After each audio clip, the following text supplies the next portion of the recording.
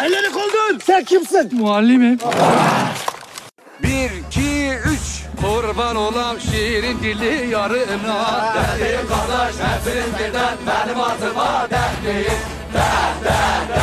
Allah'ını seversen benim için karıya iyi bak. Ana mümkünse bıyıkları iyi, bir de sakalları olmasın. Dişlerine ne olur iyice bak. Biliyorsun dişler benim için en mühimidir.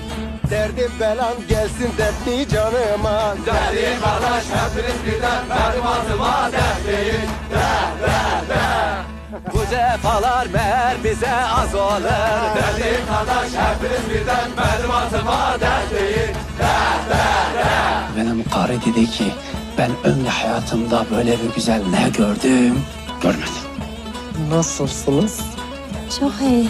Yağmur yağar kapıları toz olur. Derdim kızlar hepiniz birden benim adıma dertleyin. Nazlı yarın işi işlemez olur. Derdim kızlar hepiniz birden benim adıma dertleyin.